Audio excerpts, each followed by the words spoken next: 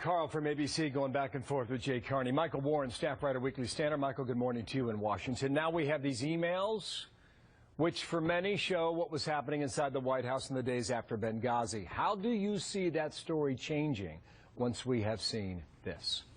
Well, let's keep in mind what the two questions were about these talking points that Susan Rice used on those Sunday shows the Sunday after the attack in Benghazi. The questions were, who in the federal government was pushing this idea that a YouTube video that was anti-Islam was the cause of the attack, and why were they doing it? And so what these emails show really is sort of confirming what we already knew, which is that that viewpoint, that the video cost that was coming from the White House, specifically in this email, Ben Rhodes, who is a national security deputy comms advisor, and the reason why is laid out in the email. They wanted to make sure that it was about the video and that it was not about the policy, specifically the administration's Middle East policy. That answers those questions, but it doesn't quite answer more of why they were pushing this when, as John Carl mentioned, the intelligence community was saying it's not the video. You know, like the CIA was saying one thing and the White House was saying another.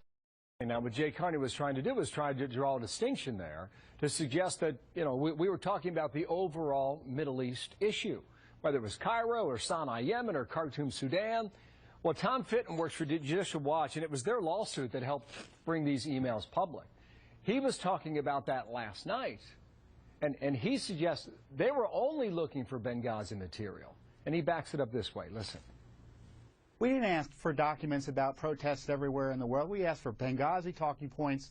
We got this document from the administration, from the State Department, in response to a specific request about Benghazi documents. Mr. Carney is not credible here. So what he is saying is that the emails directly relate to Benghazi because in the end, that's what the request was all about, Michael.